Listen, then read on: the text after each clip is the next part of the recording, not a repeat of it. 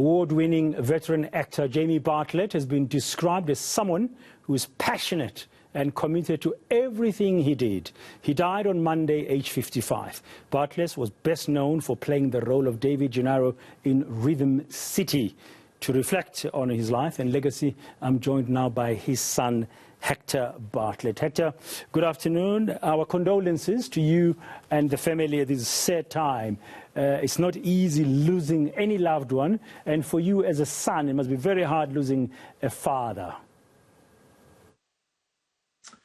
Absolutely. I think as a family, I think we've been blown away by just the support from everyone that we've kind of encountered, and our country, our friends, our family. And yeah, I think as shocked as everyone else is about my father's passing. Yeah, I mean, for you, South Africans are remembering him as this person who came into their living rooms, I mean, with Rhythm City and several other productions, and provided a lot of joy in terms of entertainment and stuff. For you, how do you remember your dad? Yeah, I think my father said to me very young to try and be interested and therefore interesting. I think that's something I've taken forward in my life and our journey together.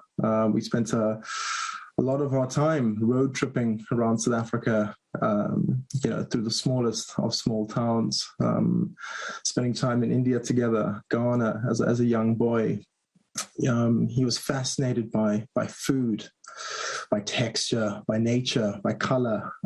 He really did live the passion that I think he brought to the millions of screens across South Africa. He brought that into my life as a very young man, and I think as an unbelievable father. He was a father that inspired me through the most unbelievable performances on screen, on stage, and through every single life that he touched. I think I couldn't think of a better person to witness and to learn from in terms of how you ignite someone, in terms of how you light up their world and how you speak to their imagination. My father had a miraculous ability to speak to everyone and make everyone feel seen and as though they know him, and a real relatability. And I think that's naturally the reason that we've seen such a success for him on screen. And as I watch some of the clips that are playing ahead of me, I think it speaks to the raw emotion that he spoke of, not only in his personal life, but on screen. I think it's a rare trait that I'm just so fortunate that my father had an abundance of a true passion and yearn for all that the world has to offer. To us right now. We really appreciate you making this time, Hector. Of those moments, you mentioned you traveled length and breadth of South Africa as a young boy with him. You even mentioned India. I mean, is there any particular moment that sort of stands out for you that you think, wow, my dad is a great man, for example, when you experience that? Any such moment you'd like to share now that you recall as we speak? I know there'll be many moments together you've spent. Yeah, I think I'm fortunate to have grown up in the miraculous and awesome city that is Johannesburg. And we spent a lot of time walking around Yeovil and really picking out some of the most amazing fabrics and textures. And I think if there was one thing that I speak to fondly is trawling through Yeovil markets and looking for some of the finest West African fabrics. And I think if you kind of witness a lot of the imagery that you're seeing on social media, you often see my father in the most unique and wonderful kind of outfits and fabrics. And I think it was the trawling through and the real love for shape and symmetry and as much asymmetry. And all of that was forged while we were, running around parts of the inner workings of Johannesburg that many people, I don't think, really wanted to witness. Yeah, I mean, sharing your dad with so many of us, millions of fans and people, loved ones who loved him. I mean, you, the family, and you walking around. I mean, he's being stopped left, right, and center. I just wonder what was going through your mind as a little boy. Said, hey, this guy is being loved by everybody. How did you manage that?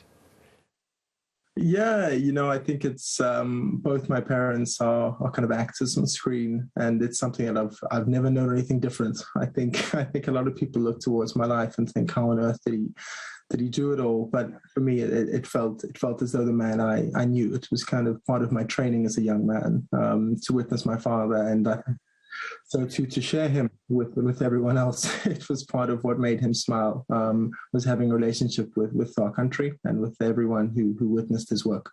Yeah, and I guess that's what made him special.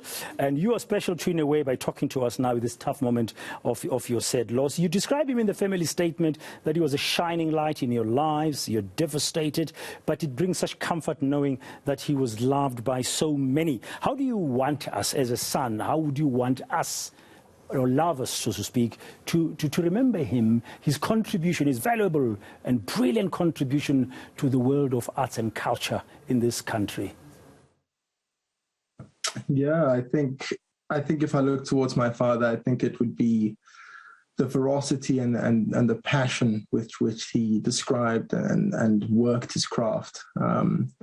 He lived that in every facet of his life, and he, as I mentioned, I think if I was to kind of pick one trait that I really wanted everyone to remember, is the joy that he could bring to anyone. And I think it's something that I will certainly take forwards the rest of my life, is the ability to relate and to connect to anyone, regardless of how different that may be. And I think if I was to think of my father, it would certainly be his miraculous passion for life. You spoke of it in the introduction here, and I think it could not be more true.